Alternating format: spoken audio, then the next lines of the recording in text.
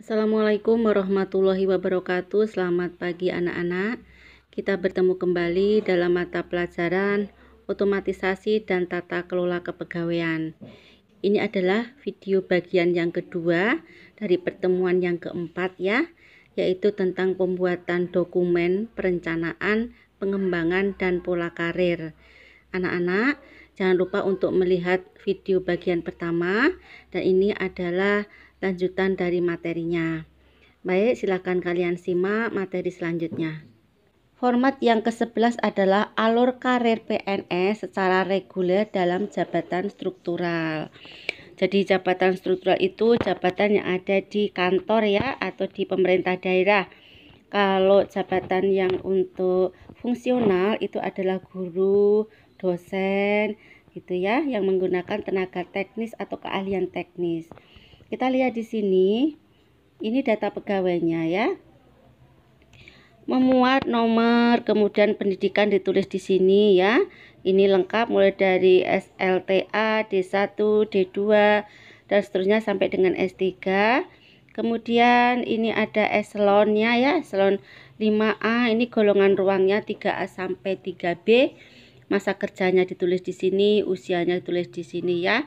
Ini adalah data-datanya, nanti kalian bisa membaca sendiri di sini. Kalau misalkan belum jelas, nanti kalian bisa screenshot ini ya, terus kalian pelajari. Kemudian untuk asumsi usia PNS ini ya, kalau misalkan SLTA atau D1 dia 18 tahun, D2 20 tahun, D3 22 tahun, S1 atau D4 23 tahun, S2 25 tahun, dan S3 27 tahun. Format yang ke-12 adalah alur karir PNS secara reguler dalam jabatan fungsional tertentu kategori keterampilan. Kita lihat di sini ya. Format ini memuat nomor, kemudian pendidikan, kemudian pelaksana pemula. Ini ada dimulai dari golongan 2A, 2B, 2C, 2D, 3A, 3B, 3C, 3D ya. Jadi ini ada pelaksana pemula, ada pelaksana sebagai pelaksana lanjutan, salah. Untuk pelaksana pemula ini masuk ke golongan 2A. Kemudian untuk pelaksana 2B dan 2C, 2D. Untuk pelaksana lanjutan ini 3A, 3B. Kemudian untuk penyelia ini adalah 3C dan 3D ya. Ini adalah jabatan fungsional.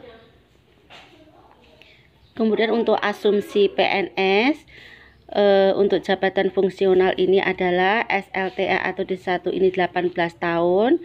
Kemudian D2 ini 20 tahun dan D3 ini adalah 22 tahun. Kemudian format yang ke-13 adalah contoh alur karir PNS secara fast track dalam jabatan struktural. Kita lihat di sini. Oke. Data pegawai ini memuat nomor, kemudian pendidikan ya, sama ya dengan yang tadi ya.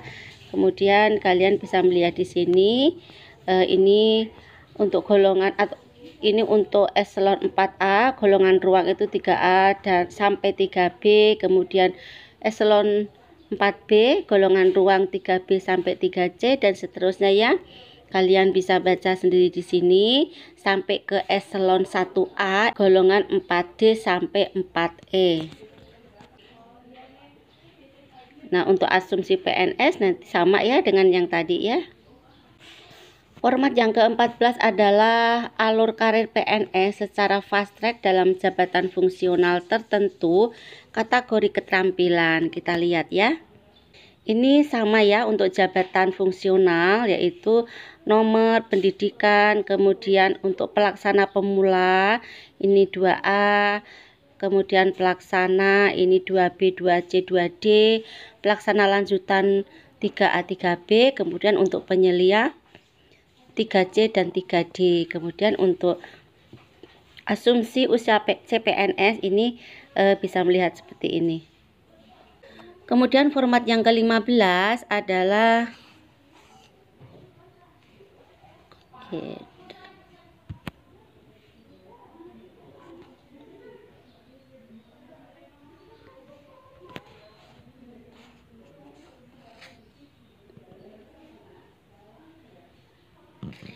Kemudian format yang ke-15 adalah contoh alur karir PNS secara fast track dalam jabatan fungsional tertentu kategori keahlian. Kalau tadi yang contoh 14 itu kategori keterampilan ya. Ini adalah kategori keahlian. Kita lihat di sini. Kalau tadi yang contoh 14 itu adalah jabatan fungsional tertentu kategori keterampilan, ini adalah kategori keahlian. Kita lihat di sini.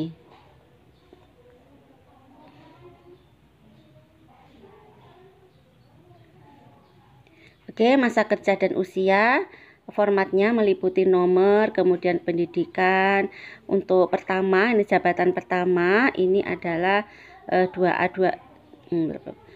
3B, kemudian untuk muda 3C 3D, kemudian untuk madya 4A 4B 4C, dan untuk yang utama adalah 4D dan 4E.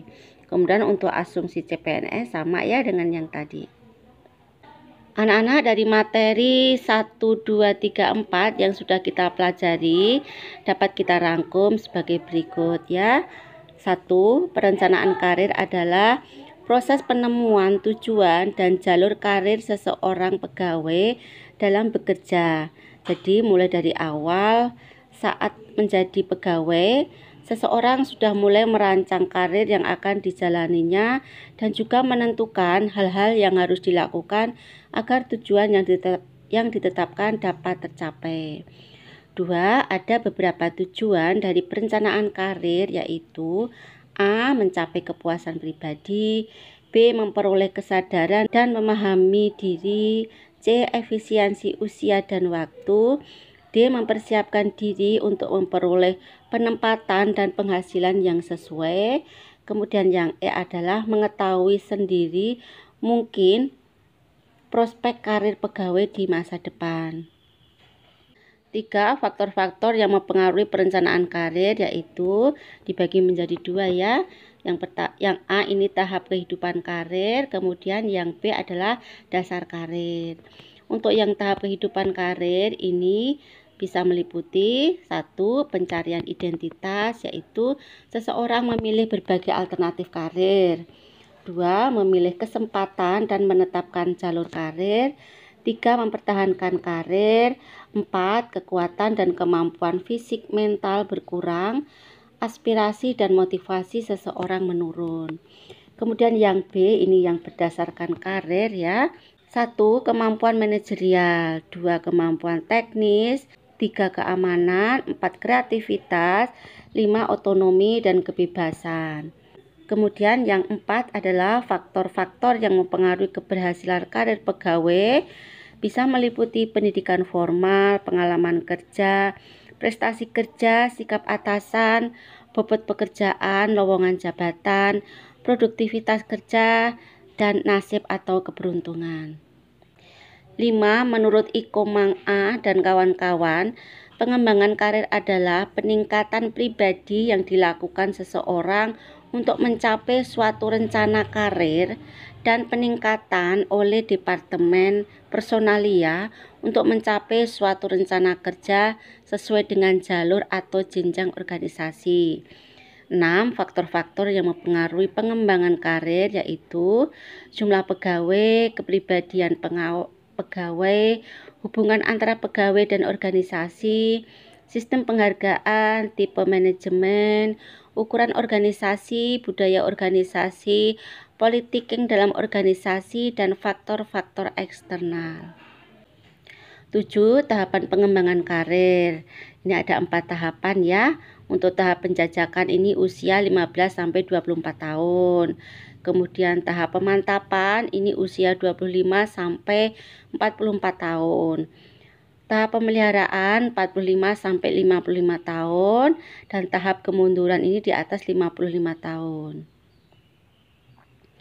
8. Pola karir adalah pola pembinaan pegawai yang menggambarkan alur pengembangan karir yang menunjukkan keterkaitan dan keserasian antara jabatan, pangkat, pendidikan, dan pelatihan atau diklat jabatan, kompetensi, serta masa jabatan seseorang pegawai sejak pengangkatan pertama dalam jabatan tertentu sampai dengan pensiun.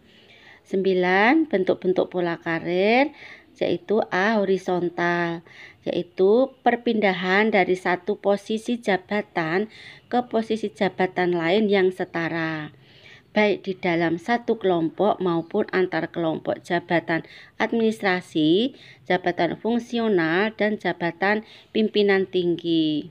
B. Vertikal.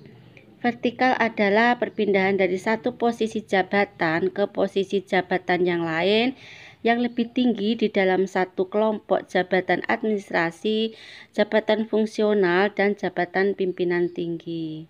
C. Diagonal. Diagonal adalah perpindahan dari satu posisi jabatan ke posisi jabatan lain yang lebih tinggi antar kelompok jabatan administrasi, jabatan fungsional, atau jabatan pimpinan tinggi.